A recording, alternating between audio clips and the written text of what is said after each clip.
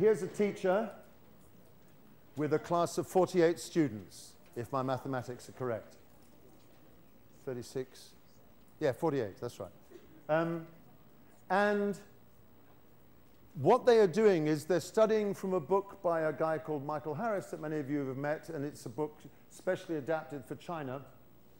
They've been talking about how to organize a party and learning the vocabulary for how to organize a party and that kind of thing. And in particular, the task is, it's all about celebrations. Lesson 2, parties. And after they've done some work, a bit like the kind of work I've just done with you, some whole group activities, 48 students, she then put them, because as you will see, I was there, she put them in groups of 4 to organize the best party they could. And it said, try and make your party creative, interesting, moving, special. Try to use what we've learned in today's class. And these students, now, admittedly, as you can probably see, they've got quite a few people watching them, so that tends to help the discipline problem a bit. But as you can see from these groups, with the exception of him who wants to know what's going on, and this person who's obviously noticed the camera, but actually, if you look at these students, they're working very productively. And when they'd finished this task, they all read out their parties, and we all had to choose the best one. And it was completely successful. Because if you get groups in big classes working on the right kind of project together, you'll get just as much buy-in. What do I mean? Just as much investment in the task as you would if this was a class of 12 people and you were working in pairs. Because if I put you in groups in the right kind of way and give you a task, well, let me explain what I mean. If you teach a big class always from the front, and if everything you do is leading from the front, even though, as I've suggested, it's really good to lead from the front and you can have a really good time and students enjoy it and their brains can be active when they're trying to guess the words. But if you do everything from the front, then you'll never let the students off the leash. You never let them, they're always under control. They're always like the lions in the cage of the prison man before. You have to let them off the leash. You have to let them, put them in groups. But the danger of putting people in groups is that if you put students in groups and you're not controlling everything, the group falls apart or gets out of control or something else like that. And you don't want that to happen. So what you do is you design tasks a bit like the stand up and sit down one where you have the words and you were listening to me reading, but this time for groups where participation is mandatory. You have to do it. And for me, the best exemplar of that is what I call the fairy story, the circle writing, the writing circle. Do you know what I'm talking about, the writing circle? You put students in groups of 5. Okay? Each student has a piece of paper and something to write with. You say, write, dictation, which is quite a good way of controlling a class too, but that's another story. Dictation. Write down the following sentence.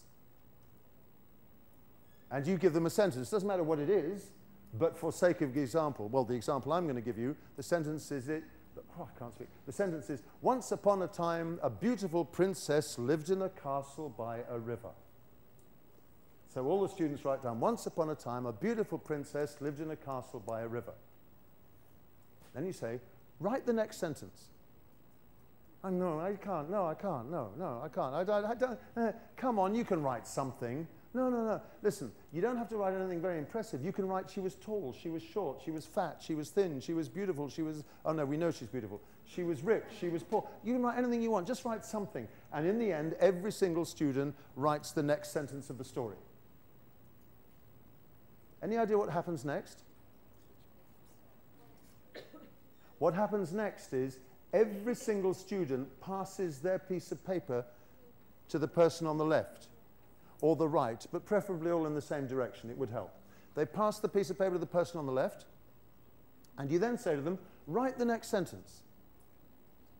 And this time, they don't protest so much, because it's a bit easier to write the next sentence of a story that isn't your story. So it's not really, you don't have to worry very much. You don't have to feel responsible. You write the next sentence. So now we've got 1, 2, 3 sentences. What happens next? What happens next? You pass the piece of paper to the person on your left. And so now in front of you, you have a piece of paper that's been written by first 2 sentences, and they write the next sentence. It's getting easier. And then what happens next? You pass the piece of paper to the person on your left. Until finally, the piece of paper has gone all the way around until it gets back to the owner, and then you say to the owner, write the conclusion, the final sentence. And you get something like this. Excuse me. Yes, you get something like this.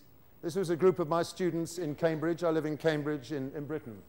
Once upon a time, a beautiful princess lived in a castle by a river. What do I write next? She was very clever. Next student. Oh, she always read and studied.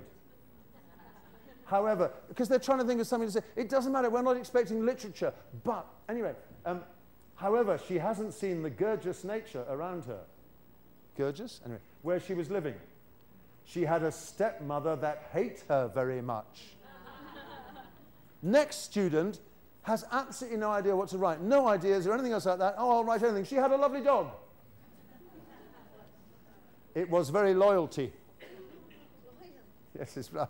One day, her stepmother bought a basket of red apples from the local market. The stepmother putted poison in apples. Her dog saw what the stepmother do. So when the stepmother gave the apple to her, her dog jumped and ate the apple. Then the dog died. And it's a really silly story. But every single student in my class did it, and every single person in the groups. It was not a group, it wasn't a 45 student class, I'll be quite honest. But it doesn't matter. Every single student did it. Every single student did it. And they had to, because if you don't write the sentence, the activity collapses. Now, there may be a student in the class who wants the activity to collapse. But that's a different story, and a bit outside today's talk.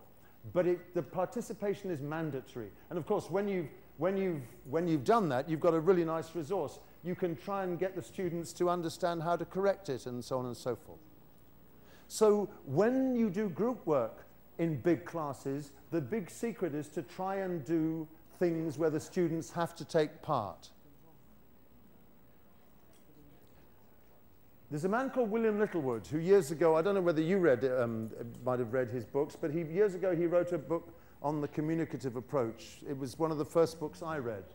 And I recently heard him give a talk for the first time in my life. He's somewhat older even than me, if that is believable. And he said, the problem with group work, he said, is that you put students in groups.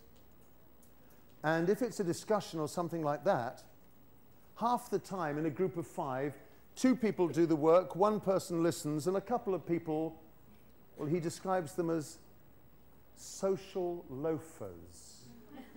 That is, they're just sitting there with a glass of champagne and a cigarette, just watching everyone else go on.